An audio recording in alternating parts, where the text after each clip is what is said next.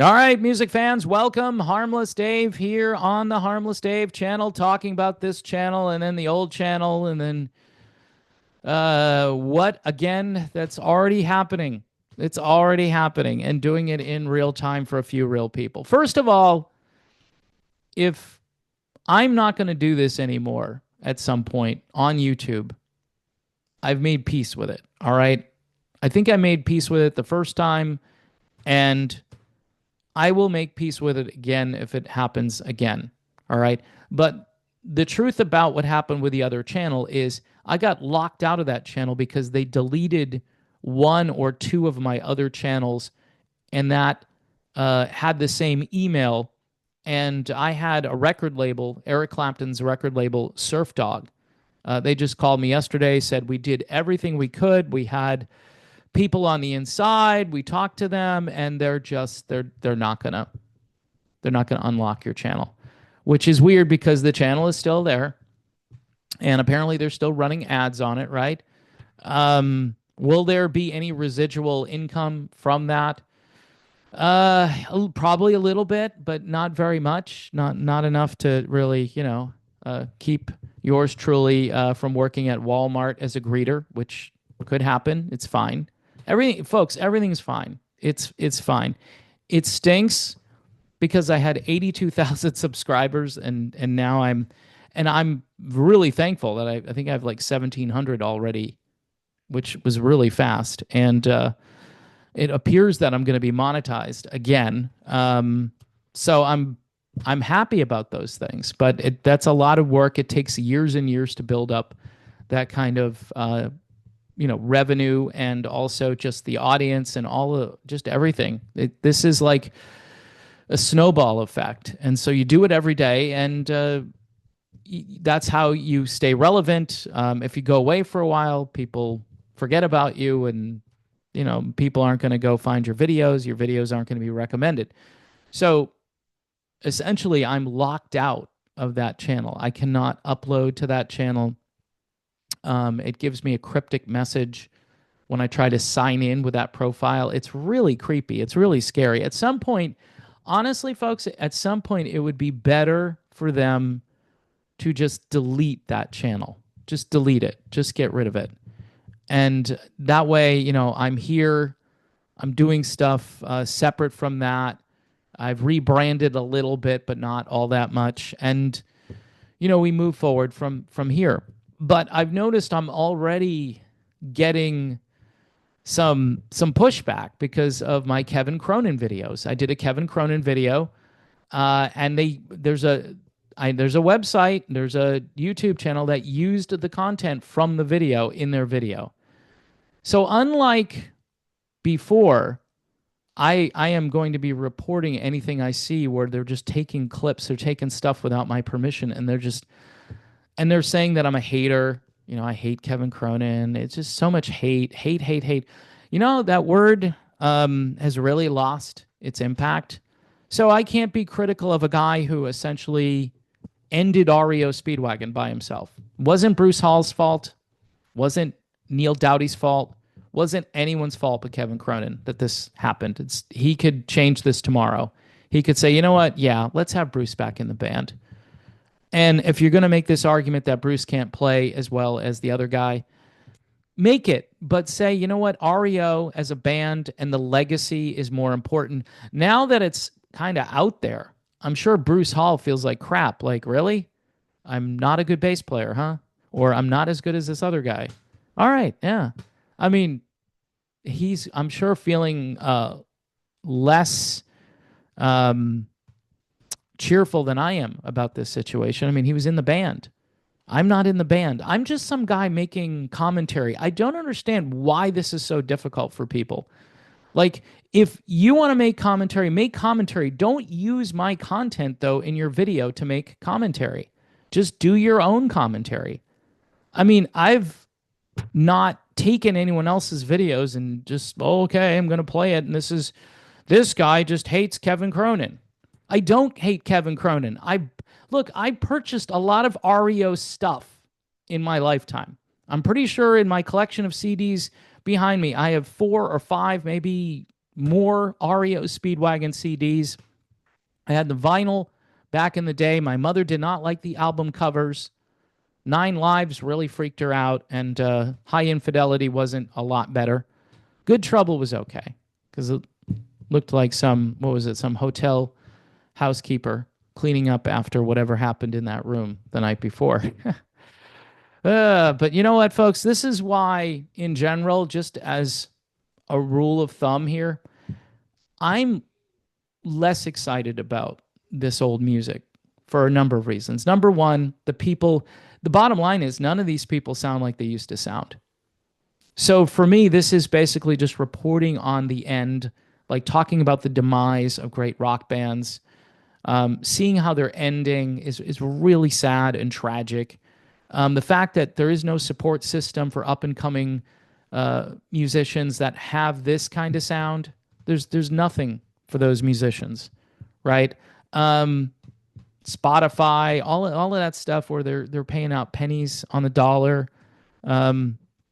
I guess it might be cool if somebody discovers this on their own and then they tell a bunch of people and it goes viral.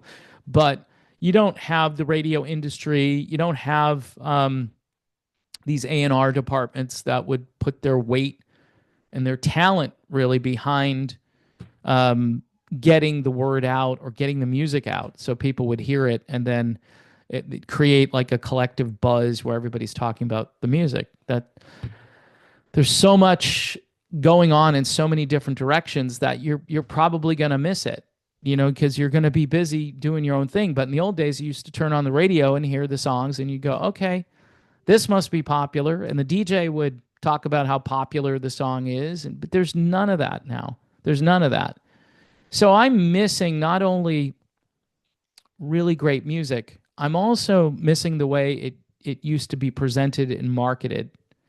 And I'm here to talk about that stuff. Maybe for most people, they don't care. I get it. You don't care. Go do some. Go watch something, or college football, whatever it is that you like. I understand that the world is consumed with certain activities.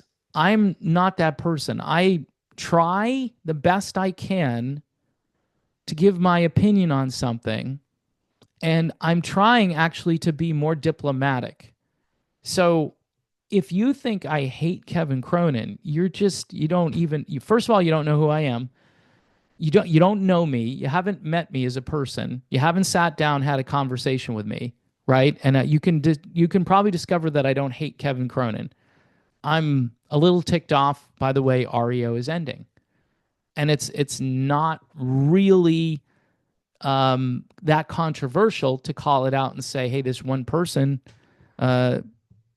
is just taking the ball and going away with it. And that's fine. We'll see how well he does without the other guys and without really not just one guy, but he's taking the band that's currently known as REO Speedwagon and putting it out there next year as Kevin Cronin and his buddies. So to me, it's bizarre.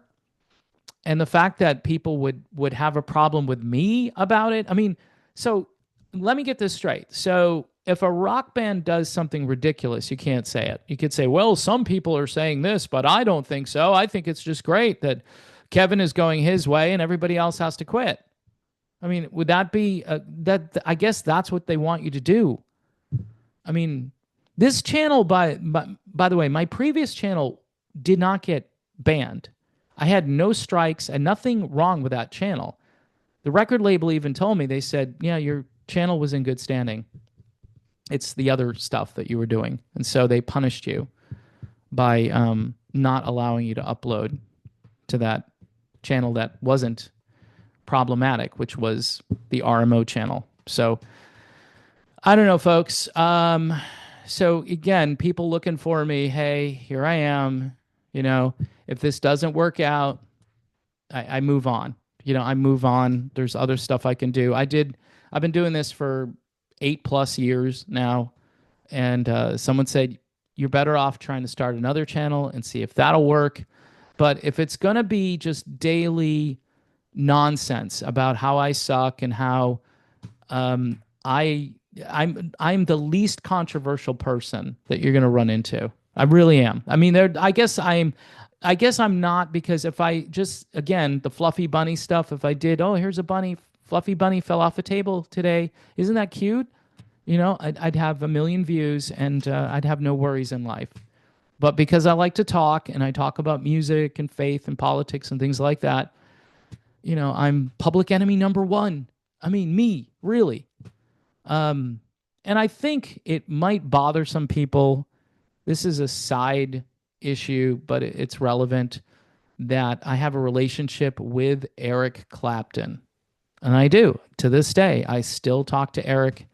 Um, I'd like to have Eric back on, and we can talk about all kinds of things that a lot of people don't agree with, again, and maybe you do agree. But the point is, I just went around the entire music world to get to Eric Clapton. That's what happened. It's just some dude has a YouTube channel and he's talking to Eric Clapton. And I think that really ticked some people off. Like, why is he talking to this guy? I don't know either. I've said this. I have no idea. It's fate. It's a God thing. I don't know. But, if you want to see Eric again, he might be back here. So, make sure you subscribe to the channel. Make sure you like the videos. Let me talk about the comments section before I go. So the comments section is under heavy surveillance by yours truly. It's currently on, but it's not on in the traditional way. When you post a comment, you might not see it right away. And the comments section has been an area that has really caused me internal, like, emotional difficulties. And it has nothing to do with the thin skin. When people are threatening you or threatening your family, and again, I've done multiple videos about this, and I wish people cared more about this than certain community guidelines that they like to talk about. I wish people were concerned about harassment and bullying and targeting and AI type channels that pop up and start using content and then saying things about you that aren't true. I was told, it was said on one of these channels, one of these videos, that I was making $800 per video. Oh man, I wish I was making, on the old channel, I wish I was making $800 per video. I mean, 3 videos a day, you do the math, right? That's what they were saying. You do the math. He's making $2,400 a day. No, it's never happened. Never happened. The best month I had was election year. I would say it because it's like 4 years. It was 2020. I think it was October of 2020. And at that point, I thought, wow, I can really make a go of this.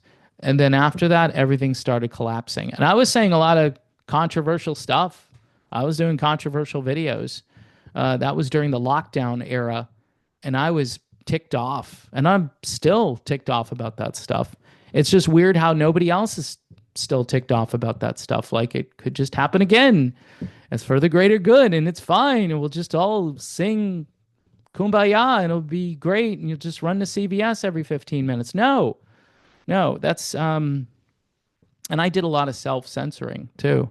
And of course, I'm accused of being conspiracy theorist and crazy person, and none of that stuff was true, and none of it was true. Like 0% was true, huh? Oh boy. All right. So here's a summary here. Kevin Cronin, don't hate him. Think he has single-handedly ended REO Speedwagon, though, and I don't know how that's a hate-filled comment. It's just true. Trolls, yeah, it's insane. I mean, there's so many things you can do with your life, but yet they have programs now. You could just devise a program. You don't even have to be the troll. Someone else can just, I don't know, make AI or make some kind of digital thing do its dirty deeds. And I've got to think about that. Me as a person, whatever happens here, folks. Whatever happens. If it gets too hot and I don't want to do this anymore, I'll just end it. And I'll delete the whole thing myself rather than let them keep all the content up and just make people wonder what happened to this guy. He used to post content and now he's gone. So I'd rather just get rid of it all, and that's the way I would handle it. Um, and finally, I want to talk about my faith. It's been said in a couple of videos that other people have done about me that my faith has nothing to do with anything. And my response to that is my faith has everything to do with everything.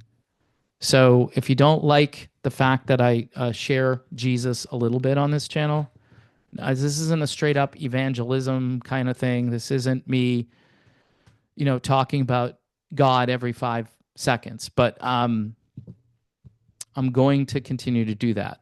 It's just who I am at this stage of my life, and that's how I've been able to make peace with all of this. Because at the end, if God doesn't want me here, there's no reason to continue doing this. So there are many other things I can do with my life, and people have been saying for a long time that you should get a real job. That's what they say constantly. How come you don't have a real job?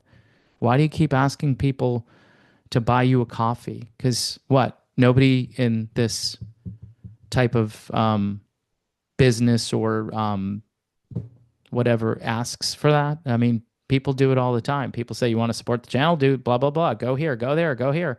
Hit this link. Join Locals. Join this. Join Patreon. People have been doing it for a long time. But when I ask, for some reason, when I ask, it's like, dude, you're begging for money. You're out of control. That's all you ever do is beg for money. All right. Well, I'm glad that the other people out here all have quote unquote real jobs, right? And they're making so much money that this is just a little hobby for them. And if you're in that position, you should be really thankful, because then it doesn't matter. You could say whatever you want. I was starting to, make a decent living by doing this. And so I thought, hey, why not continue? Why not make the most of this? I like it better than the corporate world, or I thought I did. I may not anymore. I don't know. That's what I have to measure. At the end of the day, I have to think to myself, is this really worth it? It might not be really worth it.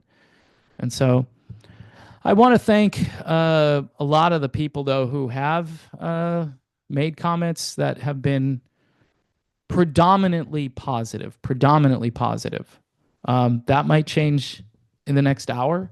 But for the most part, the comments have been good. There have been a few crazy trolling things, and I expect there'll be more of those. If the channel grows, there'll be more.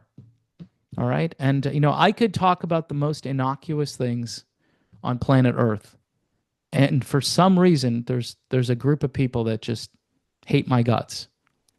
And I can't fix that. No matter how hard I try, I can't fix it. If I met them in person, I don't know if I could fix it. I'm pretty sure I wouldn't be able to. So in any event, that's for clarification. That's why I did this, and just blabbing and just trying to get the information out there, because people are still asking. So there you have it.